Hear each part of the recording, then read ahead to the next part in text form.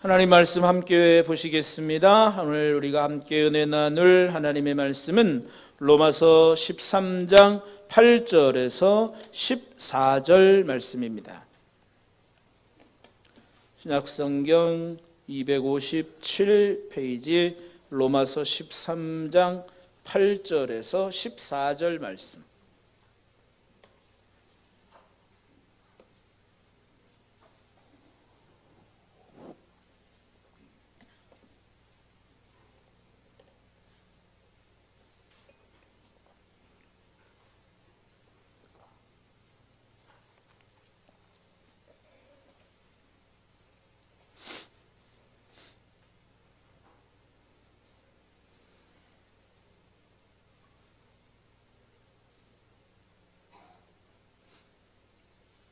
로마서 13장 8절에서 14절 말씀.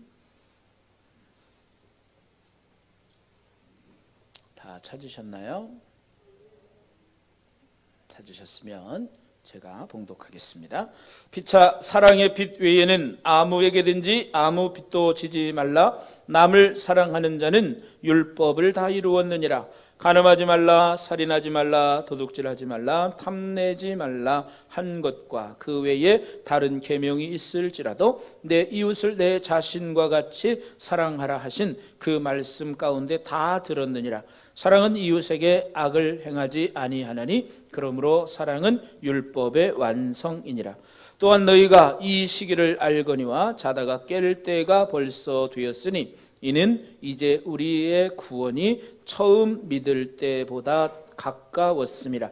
밤이 깊고 낮이 가까웠으니 그러므로 우리가 어둠의 일을 벗고 빛의 갑옷을 입자. 낮에와 같이 단정히 행하고 방탕하거나 술 취하지 말며 음란하거나 호색하지 말며 다투거나 시기하지 말고 오직 주 예수 그리스도로 옷 입고 정욕을 위하여 육신의 일을 도모하지 말라. 아멘. 할렐루야. 오늘도 이 12월 첫 번째 주일 주예전에 오르신 여러분들 가운데 하나님의 크신 은혜가 함께 하시기를 주님의 이름으로 간절히 축원합니다. 자, 오늘도 또 어김없이 변함없이 주위에 계신 분들과 함께 인사 나누시겠습니다. 반응이 조금 늦네. 사랑합니다. 감사합니다. 축복합니다. 이제 조금씩 돼가고 있는 것 같아요. 제가 말 안 해도. 여러분, 오늘도 주예전에 오르신 여러분들을 진심으로 사랑하고 환영하고 축복합니다. 자, 바울은 계속해서 우리가 오늘은 로마서 13장 읽은 본문의 말씀을 통해서 사랑은 율법의 완성이다 라고 하는 말씀으로 우리가 함께 은혜를 나누고자 합니다. 세상에서 많은 그 유행가 가사나 그 유행가 노래를 보면 전부 다 그 사랑에 관한 노래들을 참 많이 합니다. 그렇죠? 그렇잖아요. 모든 노래들, 그러니까 요즘 뭐 젊은 사람들이든 뭐 나이가 있는 뭐 트로트 가수든 아니면 신세대 뭐 랩을 하면서 하는 가수든 뭐 모든 가수들의 그 노래의 주제는 거의 다가 다 사랑입니다. 그런데 요즘 노래들을 보면 이제 사랑이지만 사랑의 아픔에 관한 노래들이 참 많아요. 그렇죠? 사랑해서 뭐 헤어지고 뭐 사랑해서 또 뭐 이런 사랑 때문에 아파하는 그런 노래들을 참 우리는 많이 볼 수가 있습니다. 근데 우리가 그만큼 우리 인생에 있어서 우리가 살아가는 삶의 자리에서 사랑이 그만큼 중요하다는 거예요. 그러니까 모든 것의 모든 인생의 주제가 사랑으로 다 귀결되고 있다는 거죠. 그러니까 사랑이 참 중요하다는 것을 우리가 알 수 있는 거예요. 그래서 바울도 오늘 새벽에 고린도전서 12장까지 우리가 읽었는데 고린도전서 12장 마지막 절에 보면 이렇게 말씀합니다. 너희는 더욱더 큰 은사를 사모하라. 그 큰 은사가 무엇이냐? 곧 고린도전서 13장에서 말씀하고 있는 사랑이라고 하는 거예요. 하나님은 모든 성령의 은사들보다도 더 중요한 것은 사랑이다라고 말할 수 있는 거죠.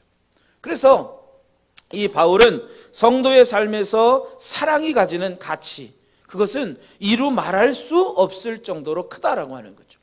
그래서 바울은 로마서 12장 9절에서 10절 거기서도 사랑에 대해서 권면하고 있는데, 사랑에는 거짓이 없으니 악을 미워하고 선에 속하라. 형제를 사랑하고 서로 우애하고 존경하기를 서로 먼저 해라. 이렇게 12장 9절 10절에서도 형제를 사랑하라 이렇게 권면하고 있습니다.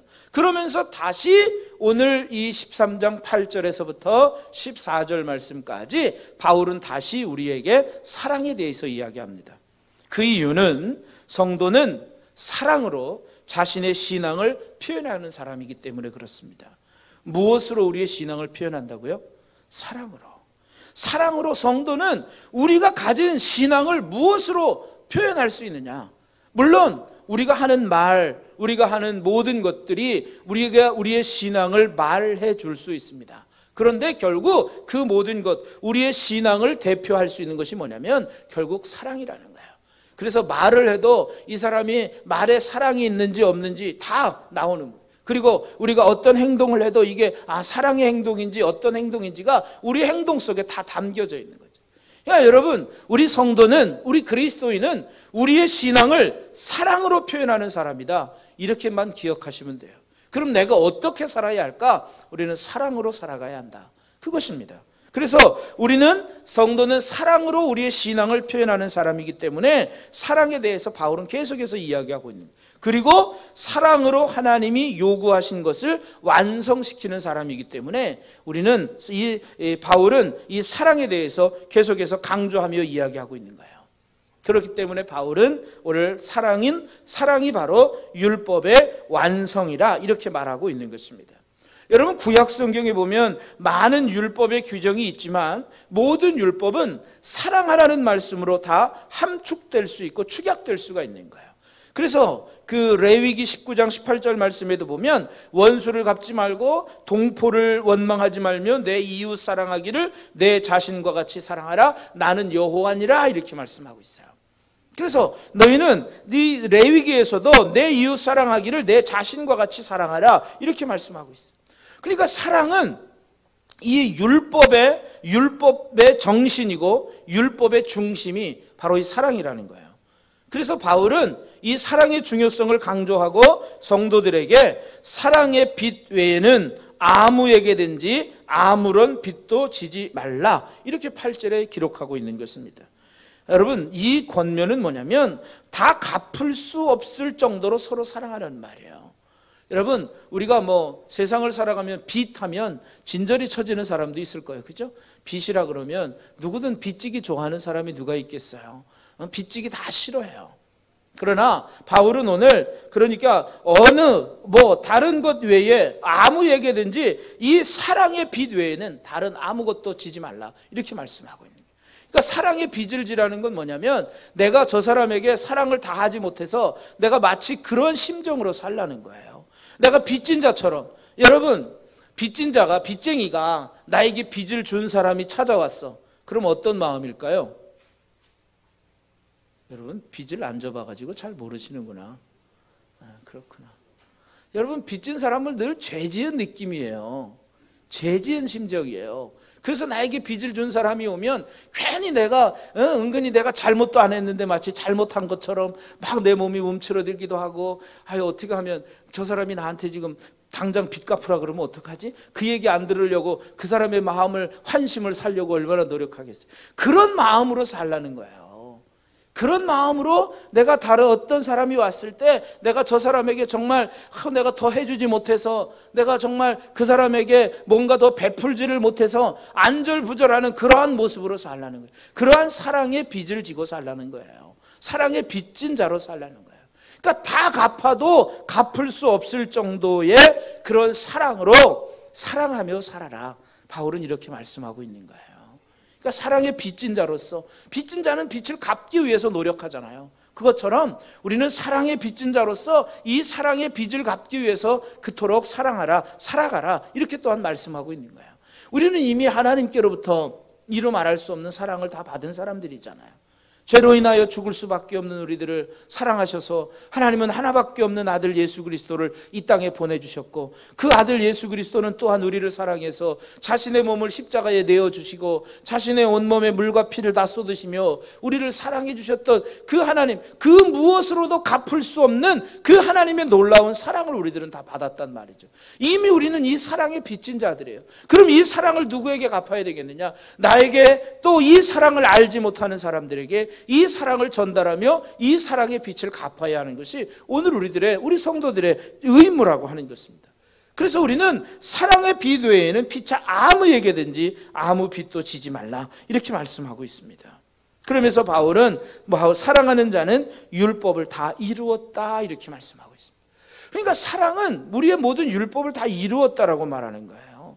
그래서 여러분, 율법은 우리가 아는 것처럼 하라는 것과 하지 말라는 것으로 구분되어져 있습니다. 그러니까 율법하면 우리가 가장 기본적으로 생각하는 게 뭐예요? 율법, 구약의 율법 하면 십계명입니다. 자, 십계명을 한번 볼까요? 십계명도 보면 하라는 것과 하지 말라는 것 두 가지로 나눌 수 있어요. 여러분, 하지 말라는 게 뭐예요? 십계명 첫 번째, 두 번째, 세 번째 다 뭐예요? 너희는 다른 신들을 내게 두지 말아라. 다른 신들을 너에게 있어서 두지 말아라. 나는 하나님이니까 너희들은 나 외에는 다른 신을 내게 두지 말아라, 하지 말라는 거예요. 그리고 또 뭐예요? 두 번째는 뭐예요? 너희는 나 외에 다른 어떠한 것, 나무로든지 돌이든지 어떠한 형상이든지 우상을 만들지 말며 그것들을 섬기지 말아라, 다 하지 말라는 거예요. 세 번째는 뭐예요? 하나님의 이름을 망령되이 부르지 말아라. 하나님의 이름을 망령되게 일컫지 말아라, 다 하지 말라는 거예요. 그 다음에 네 번째는 뭘까요? 네 번째 뭐예요? 예? 안식일을 기억하여 거룩하게 지켜라. 이건 하라는 거잖아요. 하라는 거. 그 다음에 다섯 번째 뭐예요? 내 부모를 공경하라. 자, 이것도 하라는 계명. 자, 그 다음에 여섯 번째부터 마지막 10번째 계명까지는 다 뭐예요? 다 하지 말라는 거예요. 뭐 하지 말라?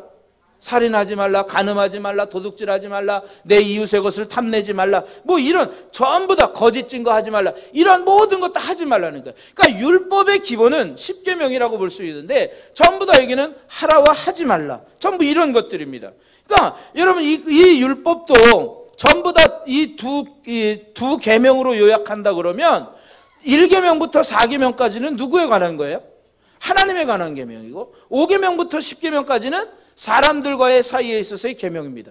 결국 이 하나님은 너희들에게 다른 어떠한 신도 내게 두지 말고 그 어떠한 형상도 만들지 말고 그리고 그들을 섬기지 말고 하나님의 이름을 망령되게 일컫지 말아라. 그리고 나서 너희들은 안식일을 기억하여 거룩하게 지켜라. 이 얘기는 뭐예요? 너희들이 다 나를 위해서 다 그 모든 것들을 다 하지 말고 결국은 나를 위하여 너희들이 하나님께 예배하라. 여러분, 예배라는 게 뭐예요? 하나님에 대한 사랑의 표현이고 하나님에 대한 감사의 표현이 바로 예배인 거예요.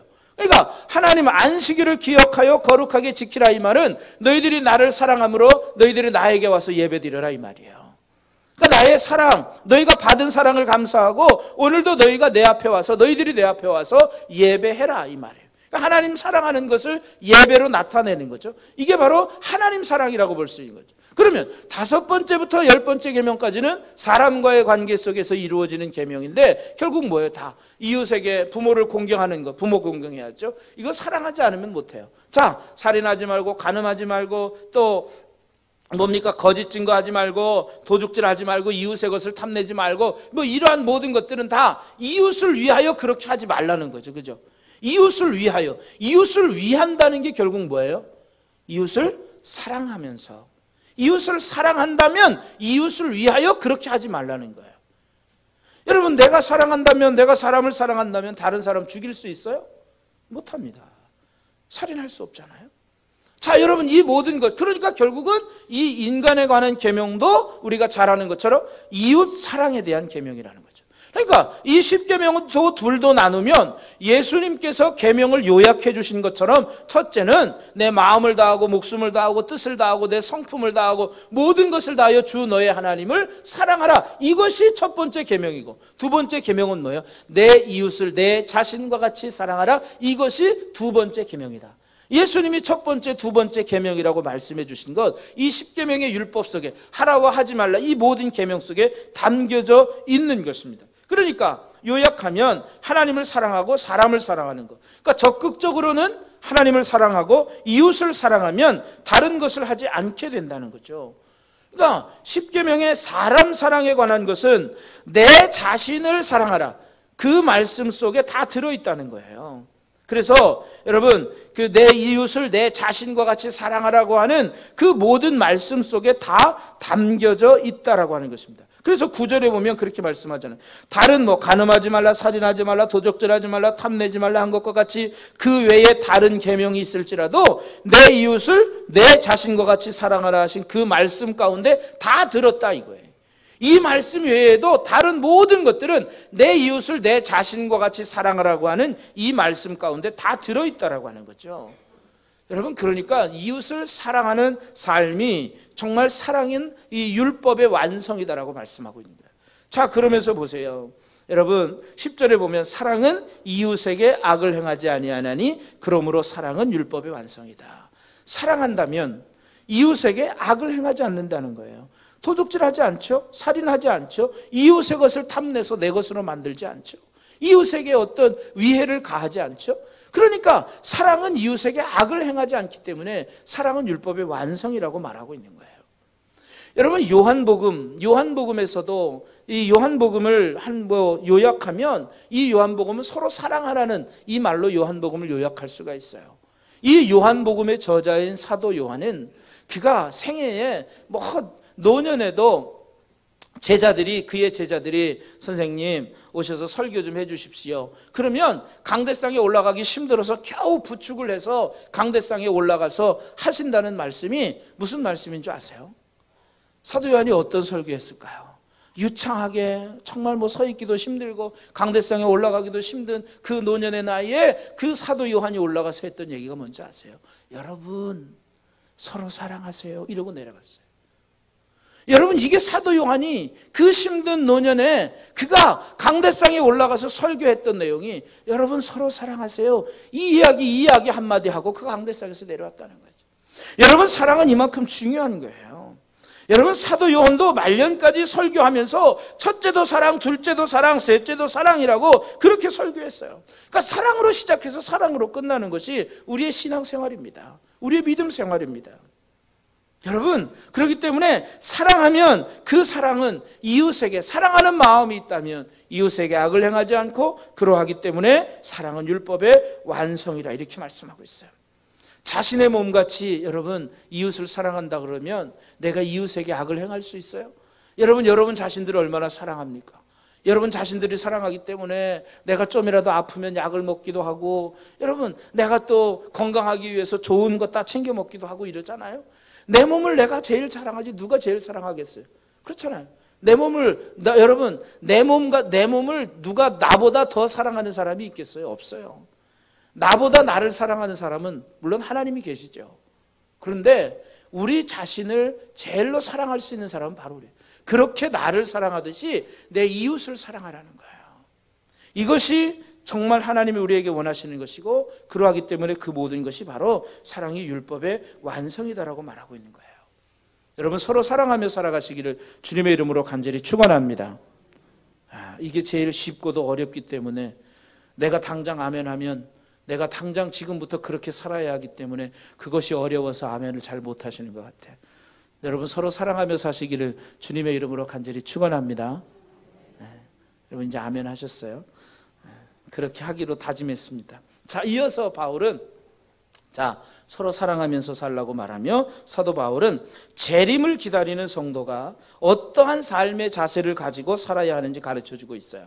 성도라면 제가 지난 수요일에도 말씀드렸지만 성경은 세 가지 봉우리가 있다고 그랬어요. 첫째는 태초에 하나님이 천지를 창조하셨다라고 하는 창조주 하나님, 전능하신 하나님, 그분은 나를 창조하셨고 또 우리의 모든 것을 창조하셨다. 그게 제 첫 번째 봉우리. 두 번째 봉우리는 뭐라 그랬어요?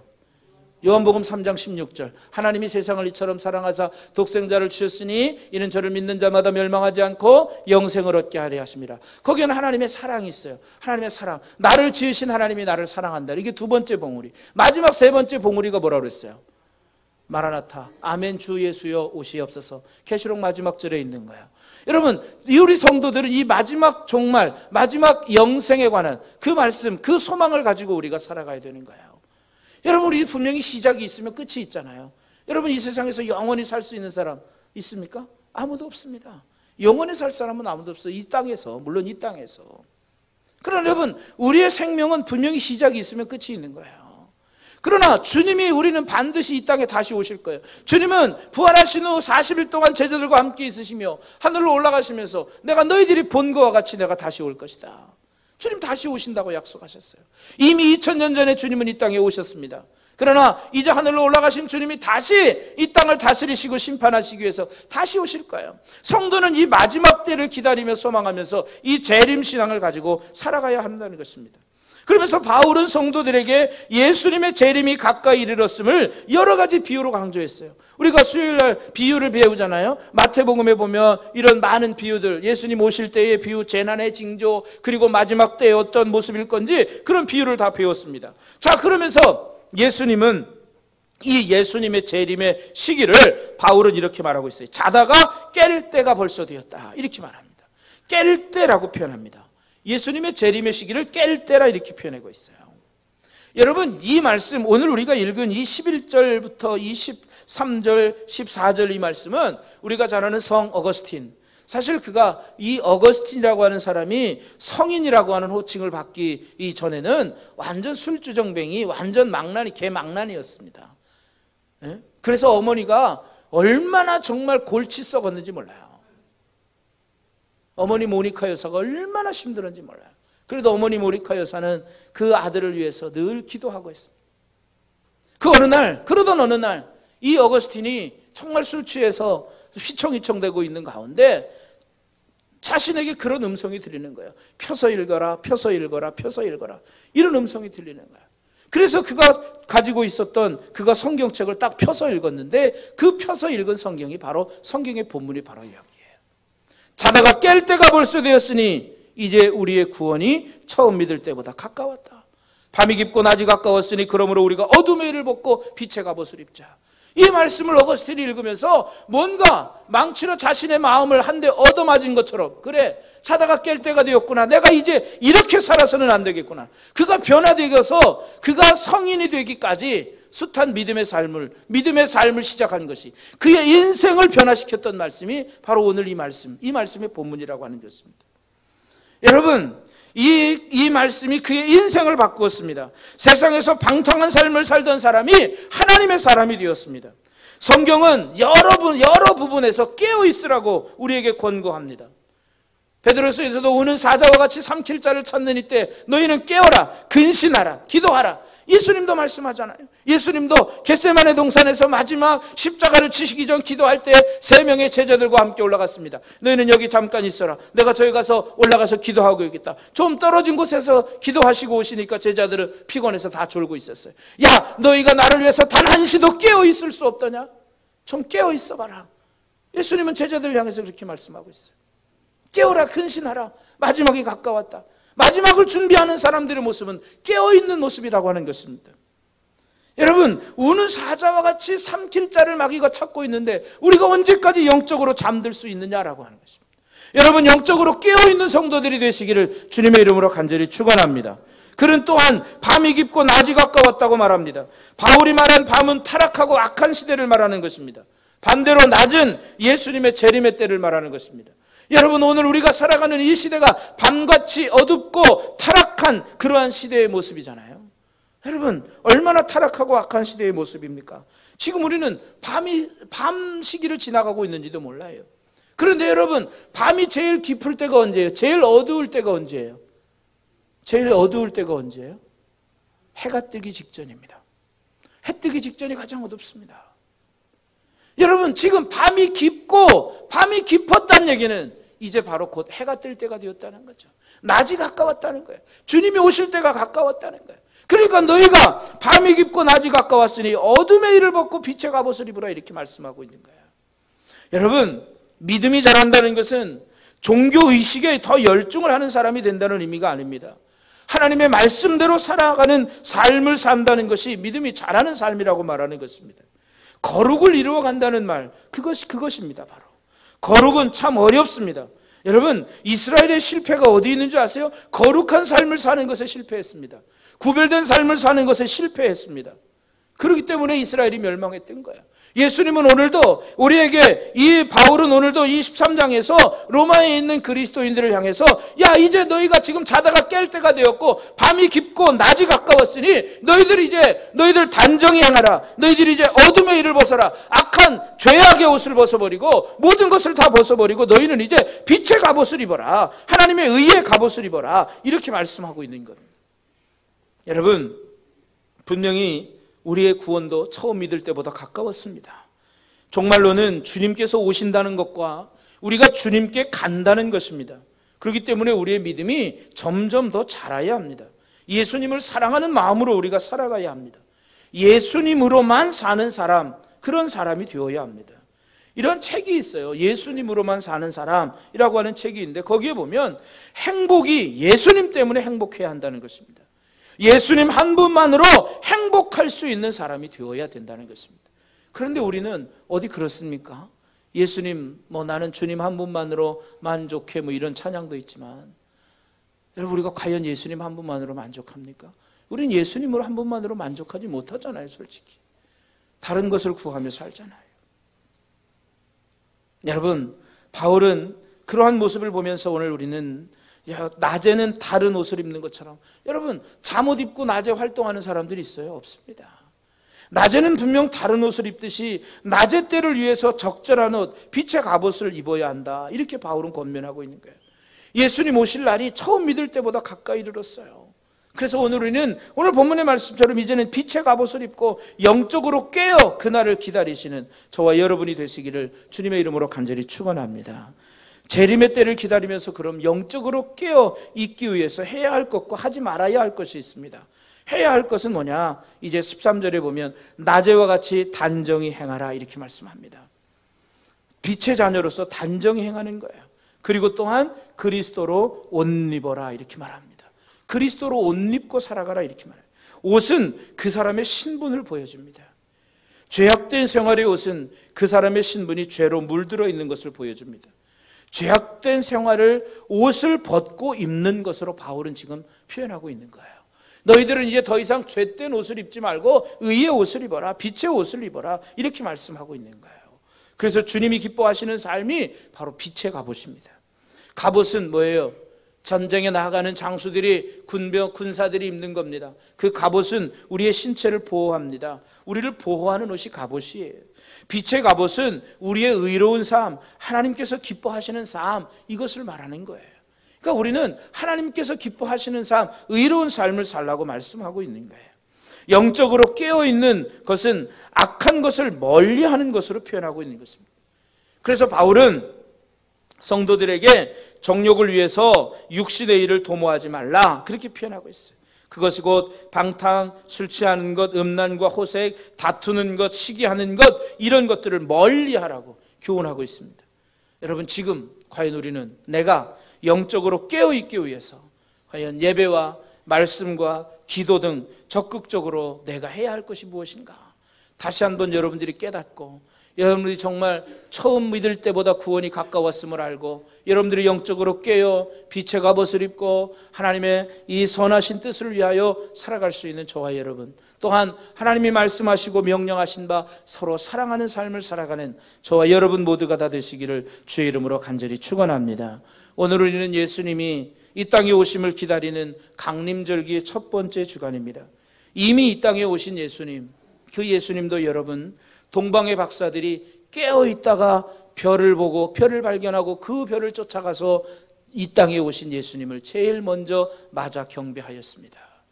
동방의 박사들도 깨어있었기 때문에 그 별을 발견할 수 있었던 거죠. 오늘도 여러분 다시 오실 주님을 기다리며 영적으로 깨어있는 성도들이 되시길 바랍니다. 그리고 서로 깊이 사랑하며 우리 가운데 계신 하나님을 세상에 부지런히 전하는 그런 은혜로운 삶을 살아가시는 저와 여러분 모두가 다 되시기를 주님의 이름으로 간절히 축원합니다.